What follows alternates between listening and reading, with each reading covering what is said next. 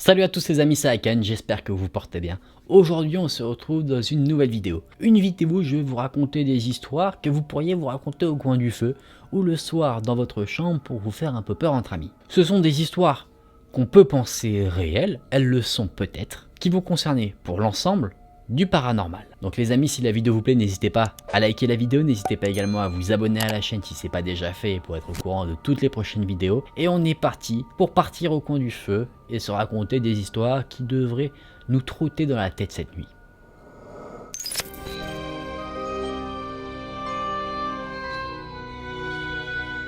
Première histoire que je vais vous raconter à la première personne. Ça vous est déjà arrivé, vous, de voir devant votre lit une ombre et que vous ne savez pas ce que c'est? Bah là, c'est typiquement de quoi on va parler dans cette histoire. J'avais 12 ans quand mes parents ont divorcé. Je suis parti vivre avec ma mère et on a déménagé ensemble. J'étais encore une petite fille et nous avons déménagé dans une vieille maison de l'ère victorienne. Je ne devais pas y rester bien longtemps. On l'avait loué uniquement le temps de trouver quelque chose de mieux. Les premiers jours où on a vécu là-bas, rien ne semblait particulier. Tout se passait totalement normalement. Mais il y a une nuit où j'ai eu du mal à dormir. À un moment donné, j'ai réussi à trouver le sommeil, mais cette nuit-là, j'ai été troublé par de terribles cauchemars. À chaque fois, je me réveillais, après certains cauchemars, et j'ai été toujours trempé de ma propre sueur. Et mais à chaque fois, étonnamment, je ne me rappelais plus du tout du cauchemar que j'avais fait. J'ai commencé à me sentir quelque peu paranoïaque. Parce que parfois, j'avais l'impression de voir une silhouette étrange, simplement une ombre, qui bougeait au coin de mon regard. Je n'arrivais pas à percevoir clairement ce que ça pouvait être, du coup je me suis dit que c'était mon imagination à cause de ces cauchemars qui travaillaient un petit peu trop. Un jour, ma mère et moi, on avait décidé de nettoyer le grenier. Et c'est là que je suis tombé sur quelque chose de vraiment très étrange. Dans un coin de la pièce se trouvait une planche de Ouija. Et à côté de cette planche, il y avait des bougies et des livres sur la magie noire. Je les ai montrés à ma mère, et là tout de suite, son visage est devenu tout pâle. Elle a immédiatement saisi tout ce qui se trouvait dans ce coin de la pièce, et elle a tout jeté directement à la poubelle. Le lendemain, ma mère m'a laissé seule à la maison, elle était partie faire du shopping et quand elle est revenue, elle m'a offert un petit cadeau, un collier. Et sur ce collier, il y avait une petite croix en or. Elle avait acheté le même collier pour elle-même, et bien qu'à cette période-là, je n'étais pas forcément axé sur la religion, je le portais avec fierté. À cette époque, j'avais une amie qui s'appelle Maddy. Je l'ai invitée à dormir à la maison, alors que ma mère, elle, n'était pas là. Elle était partie pour aller voir quelques membres de notre famille. On avait la maison, cette nuit-là, pour nous toutes seules. Je n'étais pas très inquiète de rester seule à la maison avec Maddy parce qu'elle n'avait peur de rien. Sa présence me faisait me sentir en quelque sorte en sécurité. Le soir où elle est venue, on a regardé quelques films, et juste avant minuit, on a décidé d'aller se coucher. On a parlé encore un petit peu, allongés dans nos lits, et ensuite on s'est toutes les deux endormies. Mais au milieu de la nuit, j'ai été réveillé par un bruit assez étrange. C'était un son qui semblait être un grognement étouffé. J'ai réveillé Maddy, et elle m'a dit qu'elle aussi, elle arrivait à entendre ce son étrange. Plus on arrivait à entendre ce son, plus ce son était fort. Et très rapidement, on s'est toutes les deux dit que c'était quelque chose de maléfique. On s'est toutes les deux demandé ce que ça pouvait bien être. On est sortis de nos lits et on a ouvert la porte de la chambre. On a jeté un petit coup d'œil pour essayer de voir quelle était l'origine de ce bruit. Et on a vu quelque chose qui nous a terrifiés. Il y avait une ombre noire, qui était en train de monter les escaliers. On ne distinguait aucune forme, aucun signe distinctif, que ce soit sur la peau, sur le visage. La seule chose qu'on arrivait à voir, c'était du noir, encore plus foncé que la nuit elle-même. On arrivait à distinguer cette ombre très clairement parce qu'elle était beaucoup plus sombre que les autres ombres qui étaient provoquées par des objets. Mon instinct me disait de courir, mais j'étais totalement paralysé. La peur m'avait totalement figé sur place. Une fois que l'ombre est arrivée en haut des escaliers, elle a arrêté de bouger et elle est tout simplement tombée sur ses genoux et a incliné la tête. Cette silhouette, bien qu'on n'en arrivait pas à en discerner clairement les contours, semblait quand même humaine. Et là, tout d'un coup, le visage de cette silhouette s'est tourné vers nous. On ne savait pas forcément comment, ni pourquoi, mais on était sûr qu'à ce moment-là, la silhouette nous regardait. Là, j'ai vu des yeux rouges croiser mon regard, et quelque chose a commencé à apparaître sur ce visage totalement noir. Ce qui est apparu, c'est un sourire. Mais pas un sourire amical, un sourire malicieux, un sourire malsain. J'ai réussi à détacher mon regard de cette silhouette pour regarder Maddy.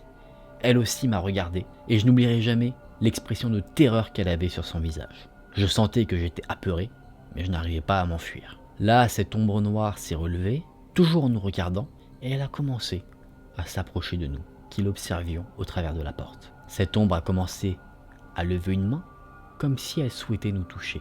C'est à ce moment-là que j'ai crié. L'ombre continuait de se rapprocher, et j'avais l'impression de sentir comme une main sur ma gorge qui m'étranglait. J'avais du mal à respirer et mes yeux commençaient à se fermer comme si je m'endormais alors que je ne le souhaitais pas. Instinctivement, j'ai attrapé le collier qui se trouvait autour de mon cou. Le collier avec la croix en or. Je l'ai attrapé et je l'ai tendu vers l'ombre qui s'approchait de nous. Et là, étonnamment, la silhouette s'est arrêtée. Maddy s'est relevée, elle m'a écarté et a réussi à refermer la porte, nous enfermant toutes les deux dans la chambre. On a mis différents objets contre la porte pour la bloquer et on a attendu. La seule chose qu'on pouvait entendre, c'était un silence pesant. Moi, je tremblais pendant qu'on patientait. Maddy essayait de me calmer et nous avons toutes les deux patienté, la main accrochée sur mon pendentif pour le tendre vers la porte, comme ça, pendant toute la nuit. Au petit matin, on a entendu ma mère qui rentrait. À ce moment-là, un peu plus rassuré, on a enlevé ce qu'on avait utilisé comme barricade, on est sorti, et là, à notre grande surprise, dans le couloir, il n'y avait plus rien. Aucune trace de cette fameuse ombre. Enfin, aucune trace, à part quelques empreintes de pas, exactement à l'endroit où l'ombre qu'on avait aperçue pendant la nuit se trouvait. J'ai raconté à ma mère ce qui s'était passé, et dès le lendemain, nous avons quitté ce logement pour rester en sécurité dans un motel, en attendant de trouver un autre logement. J'ai 18 ans aujourd'hui, et je pense toujours à cet incident. Toi aussi t'y penses à mon chat. Ce que je me dis depuis ce jour, c'est que c'est un démon qui se trouvait chez moi à ce moment-là, pendant cette fameuse nuit. C'était bien trop sombre et trop malsain pour être autre chose. Cette histoire s'arrête ici. Et toi, Lucky, regarde. Oui, bravo, j'attends l'histoire. Il a kiffé. Est-ce que t'as kiffé? Moi, j'ai bien aimé. J'ai bien aimé parce qu'on sent vraiment toute la tension, justement, pendant cette histoire. Histoire très intéressante. Selon vous, qu'est-ce que c'était? Est-ce que c'était un démon? Est-ce que c'était un petit fantôme? On sait pas trop. En tout cas, ce dont je suis sûr, c'est que c'était pas du tout quelque chose qui voulait du bien à ces jeunes enfants. Qu'est-ce qui se serait passé si cette ombre avait réussi à atteindre les enfants qui l'observaient? Bah peut-être qu'il serait mort. Parce que la narratrice de l'histoire dit clairement qu'elle sentait comme une sensation d'étranglement, d'étouffement au fur et à mesure que l'ombre s'approchait. Donc peut-être qu'elle aurait été soit possédée, soit assassinée par cette ombre. En tout cas les amis, une belle histoire. Est-ce que c'est une bonne raison pour verrouiller votre porte la nuit? Je pense que oui. Est-ce que c'est une bonne raison pour rester dans votre lit si jamais vous entendez du son dans votre couloir? Également. Allez, on est parti pour se plonger dans l'histoire suivante.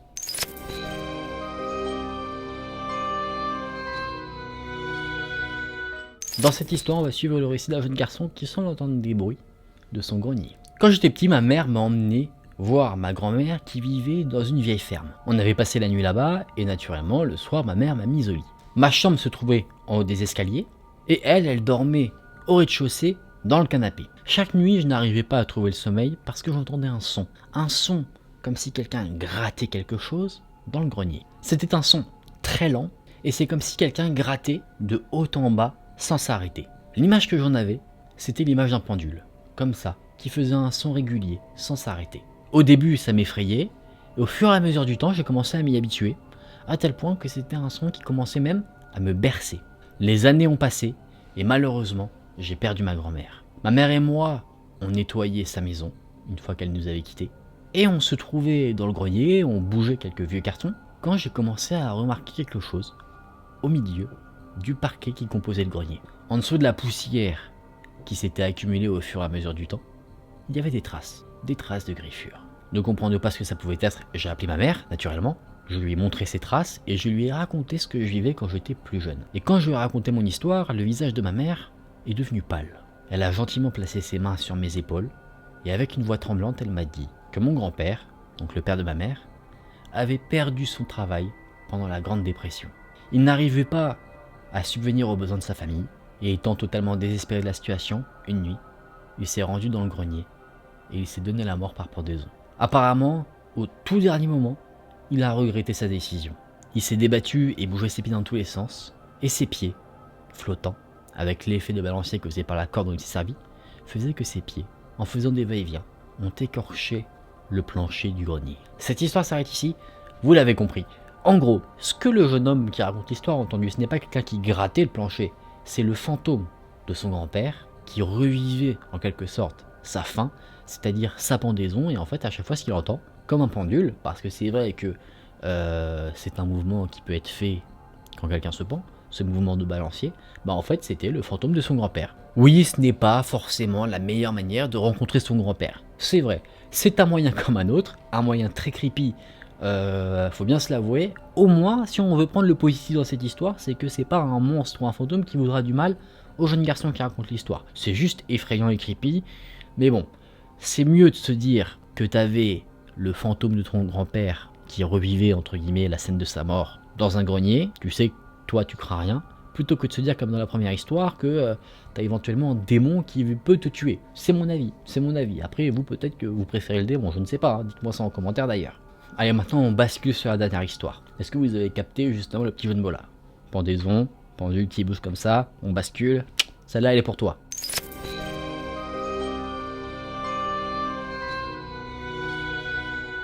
Là on va parler d'une histoire où deux jeunes gens ont vécu une expérience plutôt étrange dans une chambre d'hôtel. Il y a 8 ans, je travaillais pour une compagnie de sécurité au Japon. C'était une petite entreprise qui travaillait toute l'année. Elle était assez chargée en termes d'activité.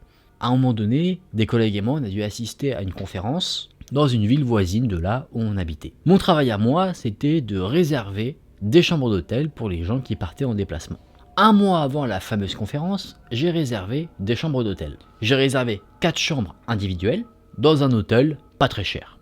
Il y avait moi, mon collègue Shinichi, notre manager et le PDG de l'entreprise. On arrive au jour juste avant la conférence, et juste pour être sûr, j'appelle l'hôtel pour confirmer notre réservation. Et là, à ma grande surprise, il y a eu un bug dans la réservation de l'hôtel. On n'a pas eu 4 chambres, mais 2 chambres individuelles. J'étais pas content du tout, je me suis plaint auprès du staff de l'hôtel, et malheureusement ils m'ont dit qu'ils n'avaient pas d'autres chambres disponibles. J'ai demandé à parler à un manager, je me suis plaint, et il m'a proposé une solution. Pas la meilleure des solutions, mais une solution quand même. La solution, c'était de switcher une chambre individuelle par une chambre avec lit double. J'ai accepté, parce que c'était la seule solution possible, et du coup, le lendemain, on s'est rendu dans la ville voisine pour assister à la conférence, et ensuite aller à l'hôtel. Il était aux alentours d'1h du matin quand on est arrivé, on est allé à la réception récupérer nos clés, le manager et le PDG de l'entreprise ont pris la chambre individuelle, et du coup, moi et mon collègue Shinichi, on a pris la chambre double. Notre chambre se trouvait au dernier étage, un peu à l'arrière de l'hôtel. C'est moi qui ai ouvert la chambre, et quand j'ai fait mes premiers pas à l'intérieur, je me suis tout de suite senti mal à l'aise. Quelque chose me dérangeait. L'atmosphère était pesante. J'avais cette étrange sensation, mais pour autant, je ne savais pas pourquoi j'avais cette sensation. La chambre était décorée dans un style typique japonais, mais elle semblait assez sale. J'ai décidé de passer outre cette mauvaise impression, j'étais fatigué, donc j'ai déposé mes affaires sur le sol. J'ai jeté un regard vers mon collègue Shinichi qui lui n'était pas très content de la chambre. Il pensait avoir une chambre d'un plus haut standing. Je lui ai dit t'inquiète pas, c'est pas aussi nul que ça en a l'air, ça va aller. Il y avait des petits matelas sur le sol, qui étaient du coup les lits, qui avaient l'air eux par contre assez neufs. Mis à part ça, tout le reste semblait un peu vieux et sale. Les rideaux étaient couverts de poussière, les papiers peints se décollaient, il y avait de la moisissure sur les murs. C'était vraiment pas quelque chose qui donnait envie, pas une chambre d'hôtel en tout cas où tu avais envie de passer la nuit. C'est comme si cette pièce avait été utilisée pendant des années sans jamais avoir été nettoyée, ou en tout cas rénovée. Il y avait 2 petits placards où on a mis nos vêtements, et pendant que je me changeais, j'ai regardé au sol et j'ai vu qu'il y avait une sorte de petite traînée rouge. Comme si quelqu'un avait renversé quelque chose ici sur le tapis, et que personne n'avait jamais nettoyé. Je me disais que j'allais me plaindre au manager de l'hôtel le lendemain, que c'était inadmissible qu'on nous refourgue une chambre comme ça après les problèmes qu'on ait eu, mais là tout ce que je voulais faire c'était prendre un bain, et aller me coucher. Je me suis donc rendu dans la salle de bain et il y avait une odeur insupportable qui fait que j'ai dû me mettre les mains sur le nez tellement c'était irrespirable. La baignoire était dégueulasse et au niveau de l'évacuation de l'eau, il y avait des traînées comme marron. Mon collègue et moi, on s'est dit le bain ce sera pas pour ce soir. On s'est juste allongé sur le lit et on a essayé de dormir. Mon lit, lui, était face à la salle de bain et le lit de mon collègue, lui, celui de Shinichi, était en face de la fenêtre. On s'est endormi, et au milieu de la nuit, je me suis réveillé. J'ai ouvert les yeux, j'ai essayé de retrouver mes esprits, et j'ai remarqué que la porte de la salle de bain était ouverte, alors que j'avais bien fermé la porte pour éviter que l'odeur infecte s'éparpille dans le reste de la chambre d'hôtel. Je me suis relevé un petit peu, et j'ai vu qu'il y avait quelque chose sur le sol qui bougeait. Ne voyant pas ce que c'est, j'ai commencé à grogner, j'ai dit « Qu'est-ce que c'est maintenant ?» Des rats, ce serait les pompons, et au fur et à mesure du temps, mes yeux se sont ajustés à la pénombre. Je commençais à discerner de plus en plus de choses. Et là, je pouvais tout simplement pas en croire mes yeux. Ce que j'ai vu, c'était le visage d'une femme avec des cheveux très longs, des cheveux noirs. Et ce que je voyais bouger, que je prenais pour des rats, c'était ses mains. Je ne voyais pas son visage parce que ses cheveux le couvraient, et naturellement je comprenais pas ce qui se passait, j'étais paralysé par la peur mais aussi par la surprise. J'étais là, à ne pas pouvoir bouger, et à voir cette femme qui rampait en ma direction. Elle venait petit à petit, lentement, mais ce qui est sûr, c'est qu'elle était de plus en plus proche. Au bout d'un moment, je ne pouvais plus endurer cette peur. J'ai crié de toutes mes forces. J'ai allumé la lumière, et là, soudainement, la femme a disparu. Je tremblais, j'ai dit « Shinichi, est-ce que tu l'as vue, cette femme ?» Elle était en train de ramper sur le sol. J'ai regardé mon collègue, et il était déjà réveillé. Il a jeté un regard sur moi, et il était tétanisé. Lui aussi. Il m'a dit que lui aussi l'avait vue. Et il a ajouté que pendant quasiment 1 heure, cette femme se trouvait de l'autre côté de la fenêtre qui était en face de son lit, et qu'elle l'observait. Pour Shinichi et moi, ça en était trop. On s'est levé de nos lits, on s'est habillés, on a pris nos affaires, et on a quitté la chambre. On a passé la nuit dans la chambre individuelle de notre manager, et on lui a raconté ce qu'on avait vécu. Le lendemain matin, on s'est rendu à la réception pour se plaindre. Je sais pas si tu peux vraiment dire « Monsieur, je suis pas content de ma chambre, il y a un fantôme ». On a dit au manager que plus jamais on ne mettrait les pieds dans cet hôtel, et qu'on avertira toutes nos connaissances de ce qu'on a vécu dans cet endroit. L'histoire s'arrête ici, que dire dessus? C'est une histoire intéressante, pas quelque chose que je voudrais vivre. Là, ma question, ça va être en gros la même que pour la première histoire, c'est que se serait-il passé si jamais le narrateur avait laissé ce fantôme l'approcher? Vu que ça ressemble à un esprit type un peu The Grudge, ce genre de choses, ou le fantôme de The Ring, vous savez, la fille avec les cheveux qui tombent et tout, je pense que ça aurait été pas quelque chose de très positif, elle lui aurait pas fait un petit massage tranquillement, gratos comme ça pour se faire pardonner que la chambre était pourrie. C'est une chambre maudite, je pense. Il a dû se passer des choses très sombres dans cette chambre-là, c'est pour ça qu'elle est très sale. Potentiellement, petite théorie que je sors de mes tripes. Cette chambre-là est une chambre maudite, une chambre qui n'est pas censée être occupée. Sauf que le manager, ayant vu que des clients allaient être mécontents, il s'est dit, bon, est-ce que je leur filerai pas, potentiellement? Et vu qu'il a eu un problème et qu'il a voulu se faire pardonner, il a donné une chambre maudite à des clients. Sauf que je pense qu'il vaut mieux rester sur la configuration de base que de filer une chambre maudite. C'est mon avis. Ça peut être un kiff, tu fais un hôtel un peu à un thème où chaque chambre a sa petite malédiction et tu te dis venez passer la nuit dans une chambre hantée. En vrai, si ça existait, je voudrais le faire ce truc-là. J'aurais peur, mais je voudrais le faire. On s'écarte du sujet, Les amis, j'espère que ces histoires vous ont plu. Je vous propose qu'on en débriefe dans une ambiance beaucoup plus tranquille quand même. Parce que là, on a quand même vu un peu du lourd. Entre une ombre maléfique, un grand-père qui vient faire coucou à son petit-fils, et un démon qui semble squatter les salles de bain, je pense qu'on a besoin d'être un peu tranquille. Alors ces histoires, vous en avez pensé quoi? Moi, si vous voulez mon avis perso, j'ai bien aimé. C'est pas des histoires qui amènent à se poser 15 000 questions, c'est simplement des expériences que des gens ont eues vis-à-vis du paranormal et qui les a choqués. On n'a pas forcément d'explication sur pourquoi il y a tel truc ou pourquoi il y a tel truc. On nous dit pas forcément que la maison a une grande histoire, que c'est parce qu'il s'est passé ci, qu'il y a ça, etc. La seule chose qu'on pourrait se dire, c'est pour la première histoire. Rappelez-vous, dans le grenier, il y avait une planche de Ouija. On peut se dire que la personne qui vivait dans cette maison victorienne avant la narratrice et sa mère a sûrement utilisé la planche de Ouija pour faire des rituels occultes, ce qui a attiré cette fameuse ombre dans la maison. Et ça, malheureusement, c'est pas un truc que tu vas trouver, tu vois, sur les annonces de biens immobiliers. Si tu veux acheter une maison ou louer un appartement, on te dira pas attention, quelqu'un a fait des petits rituels ici, donc c'est pas impossible que le soir vous ayez un visiteur supplémentaire. En tout cas les amis, j'espère que ces histoires vous ont plu. Si c'est le cas, n'hésitez pas à liker la vidéo, n'hésitez pas également à vous abonner à la chaîne. Merci d'avoir regardé la vidéo, c'était Aiken, prenez soin de vous et on se dit à très vite. Salut!